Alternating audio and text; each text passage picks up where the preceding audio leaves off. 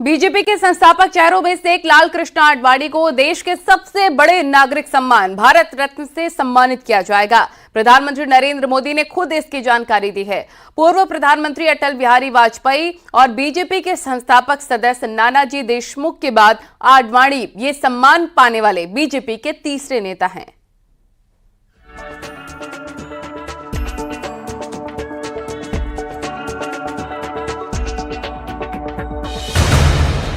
लाल कृष्ण आडवाणी को भारत रत्न। प्रधानमंत्री नरेंद्र मोदी ने किया ऐलान।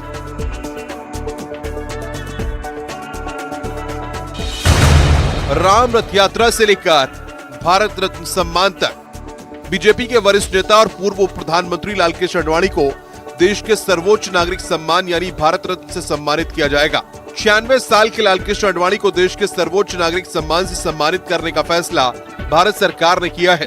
खुद प्रधानमंत्री नरेंद्र मोदी ने एक्स पर इस सूचना को साझा किया है। प्रधानमंत्री मोदी ने आडवाणी के साथ अपनी 2 तस्वीरें शेयर की और लिखा है कि वे हमारे समय के सबसे सम्मानित स्टेट्समैन हैं। देश के विकास के लिए उनका योगदान कोई भूल नहीं सकता। उन्होंने जमीनी स्तर से काम शुरू किया था और वे देश के उप प्रधानमंत्री पद तक पहुंचे। वे देश के गृह मंत्री और सूचना प्रसारण मंत्री भी रहे। उनकी संसदीय कार्यशैली हमेशा अनुकरणीय रहेगी। मुझे बताते हुए बहुत खुशी हो रही है कि श्री लाल कृष्ण आडवाणी जी को भारत रत्न से सम्मानित किया जाएगा। मैंने भी उनसे बातचीत की और इस सम्मान से सम्मानित होने पर उन्हें बधाई दी। पीएम मोदी ने उड़ीसा की रैली में भी इस बात का जिक्र करते हुए खुशी जाहिर की। आप सबको ये खुशखबरी मिल चुकी है कि आज देश ने हम सबके आदरणीय नेता लाल कृष्ण आडवाणी जी को भारत रत्न देने की घोषणा की है। गृह मंत्री अमित शाह ने भी ट्वीट कर लाल कृष्ण आडवाणी को बधाई दी और लिखा कि हमारे वरिष्ठ नेता और देश के पूर्व उप प्रधानमंत्री आदरणीय श्री लाल कृष्ण आडवाणी जी को भारत रत्न दिए जाने की घोषणा से अत्यंत प्रसन्नता हुई। आडवाणी जी आजीवन निस्वार्थ भाव से देश और देशवासियों की सेवा में समर्पित रहे हैं। अपने लंबे सार्वजनिक जीवन में उन्होंने देश, संस्कृति और जनता से जुड़े मुद्दों के लिए अथक संघर्ष किया। पार्टी और विचारधारा के प्रति उनके विराट योगदान को शब्दों में समाहित नहीं किया जा सकता। प्रधानमंत्री द्वारा उन्हें भारत रत्न से सम्मानित करने का निर्णय करोड़ों देशवासियों का भी सम्मान है। देश के रक्षा मंत्री राजनाथ सिंह ने भी ट्वीट कर बधाई दी और लाल कृष्ण आडवाणी को भारत रत्न देने पर खुशी जाहिर की। उन्होंने लिखा कि हम सबके प्रेरणा स्रोत एवं देश के वरिष्ठ नेता श्रद्धेय लाल कृष्ण आडवाणी जी को भारत रत्न दिए जाने के निर्णय से बड़े हर्ष और आनंद की अनुभूति हुई है। वे राजनीति में शुचिता, समर्पण और दृढ़ संकल्प के प्रतीक हैं। भारत की एकता और अखंडता को अक्षुण्ण रखने में भी उनकी महती भूमिका रही है। उन्हें भारत रत्न का सम्मान मिलना हर भारतवासी के लिए हर्ष का विषय है। मैं इस निर्णय के लिए प्रधानमंत्री मोदी को धन्यवाद देता हूँ और आडवाणी जी का अभिनंदन करता हूँ। पूर्व प्रधानमंत्री अटल बिहारी वाजपेयी के बाद आडवाणी बीजेपी के दूसरे नेता और 50वें शख्स हैं जिन्हें भारत रत्न दिया जाएगा। राम मंदिर के प्रणेता को भारत रत्न देने के ऐलान के बाद खुशी की लहर दौड़ पड़ी है।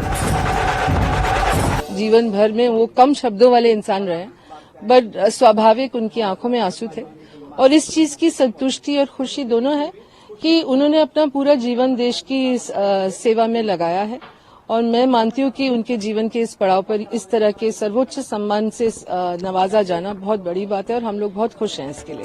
केंद्र सरकार 1 साल में 3 लोगों को इस सम्मान दे सकती है। आडवाणी को भारत रत्न देने का ऐलान होने के बाद से उन्हें बधाई देने वालों का तांता लगा हुआ है। यूपी और उत्तराखंड के दोनों सीएम ने भी बधाई दी है। यूपी सीएम योगी आदित्यनाथ ने लिखा है, भारतीय जनता पार्टी के संस्थापक सदस्य संघ के कार्यकर्ताओं के प्रेरणा स्रोत एवं पूर्व उप प्रधानमंत्री आदरणीय श्री लाल कृष्ण आडवाणी जी को भारत रत्न से सम्मानित किए जाने का निर्णय उनके सार्वजनिक जीवन में दशकों की सेवा, प्रतिबद्धता और राष्ट्र की अखंडता के प्रति अटूट प्रतिबद्धता तथा राजनीतिक जीवन में शुचिता और नैतिकता के उच्च मानक स्थापित करने वाले उनके अद्वितीय प्रयासों को सम्मान प्रदान करने वाला है। राष्ट्रीय एकता एवं सांस्कृतिक पुनरुत्थान की दिशा में किए गए उनके अथक प्रयास हम सभी के लिए अद्वितीय प्रेरणा के स्रोत हैं। उत्तराखंड सीएम पुष्कर सिंह धामी ने बधाई देते हुए लिखा है, ये हमारे लिए अत्यंत हर्ष एवं प्रसन्नता का क्षण है कि हम सभी के मार्गदर्शक एवं भारतीय जनता पार्टी के वरिष्ठ नेता आदरणीय श्री लाल कृष्ण आडवाणी जी को भारत रत्न से सम्मानित किया जाएगा। आडवाणी जी भारतीय राजनीति के शिखर पुरुष होने के साथ ही शुचिता और प्रतिबद्धता के सशक्त प्रतीक हैं। केंद्र सरकार द्वारा आडवाणी जी को भारत रत्न से सम्मानित करने का निर्णय अत्यंत अभिनंदनीय है। लालकृष्ण आडवाणी के साथ काम करने वाले नेताओं ने भी सरकार के इस फैसले का तहे दिल से स्वागत किया और पीएम मोदी का धन्यवाद दिया है। आज उनके जैसे एक प्रखर नेता को, एक विशेष रूप से प्रतिभाशाली व्यक्ति को और देश और समाज के लिए समर्पित भाव से काम करने वाले एक देशभक्त को विशेष रूप से भारत सरकार ने भारत रत्न देकर गौरवान्वित किया। यह हम सब के लिए अभिमान का और आनंद और समाधान का विषय है। भगवान उनको लंबी उम्र दे और उनका मार्गदर्शन हमको सतत मिलता रहे। जनसंघ के समय से पार्टी को आगे बढ़ाने में आडवाणी ने क्या नहीं किया। अटल जी, आडवाणी जी, और खास करके चाहे वो देश के उप प्रधानमंत्री, प्रशासक हो या केंद्रीय मंत्री के रूप में, पार्टी के राष्ट्रीय अध्यक्ष के रूप में, और सांस्कृतिक राष्ट्रवाद की अलग जो देश में जगाई रथ यात्रा के माध्यम से। आज पूरी देखिए पार्टी कहां से कहां पहुंच गई। सांस्कृतिक राष्ट्रवाद के एक बहुत बड़े योद्धा हैं और जिन्होंने कि तमाम संकट के समय, कंटक के समय, तमाम समस्याओं के समय और तमाम परेशानियों को झेलते हुए और देश में सांस्कृतिक राष्ट्रवाद का ध्वज फहराया। वो जो शख्सियत है आडवाणी जी की, वो शख्सियत पूरे देश के लिए सबक और संदेश रही है और वो खासतौर से उन लोगों के लिए जो इस वक्त आज भी जो है वो सामंती सियासत के सूत्रधार बने हुए हैं। आदरणीय आडवाणी जी को हम सब बहुत बहुत बधाइयाँ देते हैं, शुभकामनाएं देते हैं। आदरणीय आडवाणी जी के नेतृत्व में जिस ढंग से देश और प्रदेश में काम हुआ है, सार्वजनिक जीवन में शुचिता के साथ पूरा जीवन काल व्यतीत कर दिया। बीते दिनों पर गौर करें तो 90 के दशक में अटल और आडवाणी की जोड़ी का तोड़ उस वक्त किसी सियासी दल के पास नहीं था। राम मंदिर का आंदोलन एक ऐसा आंदोलन रहा है जिसमें जान फूंकने में लालकृष्ण आडवाणी की रथ यात्रा राम बाण साबित हुई थी। राम रथ यात्रा से बढ़ा राजनीतिक कद। 63 साल की उम्र में गुजरात के सोमनाथ से अयोध्या तक रथ यात्रा निकाली थी। 25 सितंबर 1990 से शुरू हुई इस यात्रा की कमान संभालने वालों में नरेंद्र मोदी का नाम भी शामिल था। इस राम रथ यात्रा ने उत्तर प्रदेश की सियासी तस्वीर और तकदीर दोनों को बदल कर रख दिया। यह आडवाणी की रथ यात्रा का ही कमाल था कि 1984 में 2 सीट जीतने वाली बीजेपी को 1991 में 120 सीटें मिली। इतना ही नहीं, आडवाणी ने पूरे देश में एक हिंदुवादी नेता के तौर पर अपनी पहचान बनाई। ये सम्मान उस विचारधारा का सम्मान भी है जो सिर्फ और सिर्फ राष्ट्र प्रथम को लेकर के ही चलती है। ये सम्मान 2 सांसदों वाली पार्टी से चलकर देश और विश्व की सबसे बड़ी पार्टी बनने का और लोकतंत्र को मजबूती देने वाले कार्यकर्ताओं के संघर्षों का सम्मान है। बीजेपी के सत्ता में आने पर लालकृष्ण आडवाणी ने कई मंत्रालयों का नेतृत्व करने के अलावा अटल बिहारी वाजपेयी की सरकार में उप प्रधानमंत्री बने।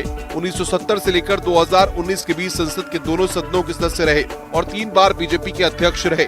गृह मंत्री के तौर पर आडवाणी के कठोर फैसलों की वजह से उन्हें लौह पुरुष कहा जाने लगा और अब 96 साल की उम्र में उन्हें भारत रत्न देने का ऐलान किया गया है।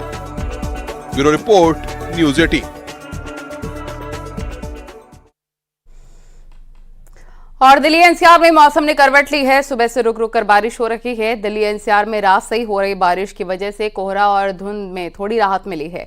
मौसम विभाग के मुताबिक वेस्टर्न डिस्टर्बेंस के कारण 5 फरवरी तक कई राज्यों में झमाझम बारिश होती रहेगी। मौसम विभाग के अनुसार पंजाब, हरियाणा और दिल्ली के अलग अलग हिस्सों में 5 और 6 फरवरी को सुबह के वक्त घना कोहरा छाए रहने की संभावना है। मौसम विभाग ने आज के लिए बारिश का येलो अलर्ट जारी किया है। विभाग के मुताबिक अधिकतम तापमान में भी कुछ गिरावट हो सकती है।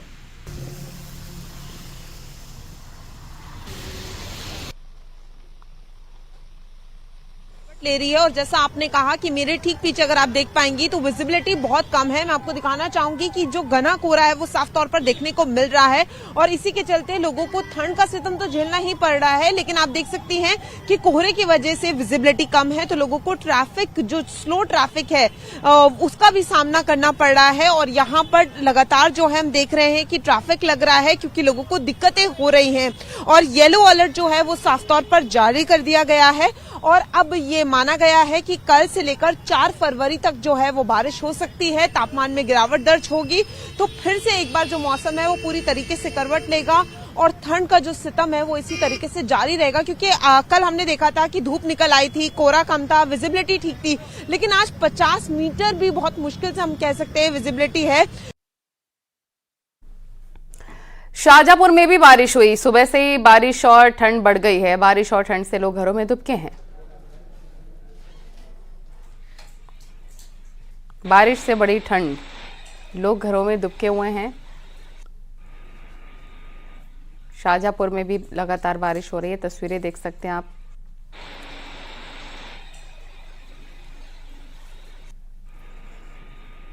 तो जहां पर ऊंचाई वाले इलाकों में बर्फबारी हो रही है, वहीं पर निचले इलाकों में झमाझम बारिश हो रही है। ये देखिए, दो तस्वीरें। बेहतरीन तरीके से बर्फबारी हो रही है। जहां एक तरफ पर्यटक काफ़ी खुश हैं, पहाड़ों पर बर्फबारी, वहीं पर निचले इलाकों में झमाझम बारिश।